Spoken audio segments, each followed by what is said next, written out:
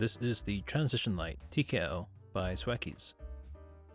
I actually bought this kit myself just for the sake of checking it out and seeing how good this could be when it appears to be based off the Transition TKL, a much more premium version of this board.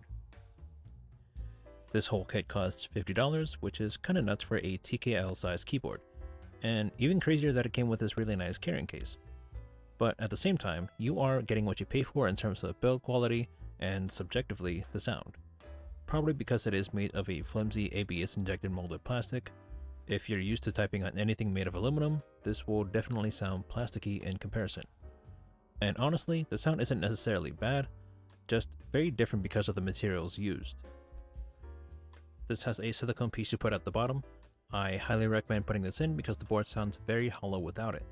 You can top mount the board, but it's not that great sounding in my opinion, because now the sound is more directly affected by the materials of the case, whereas using Gasket Socks isolates the PCB and plate assembly more and gives a cleaner sound.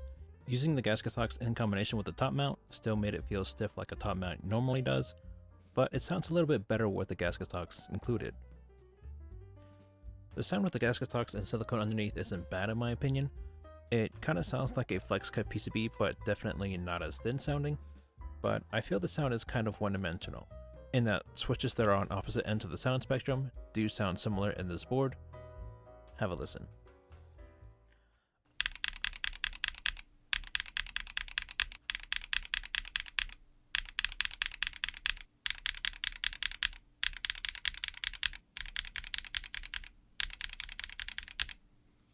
It was interesting to see a $50 TKL, as there aren't a lot of TKLs in general at this price point, or even under $150.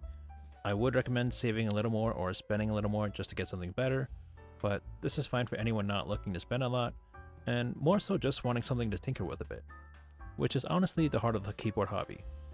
Tinkering with a board to get it to suit yourself. It's good for someone that's new to the hobby, maybe not even in the hobby, or for someone that collects relatively budget boards. Probably not the board for anyone deep in the hobby though.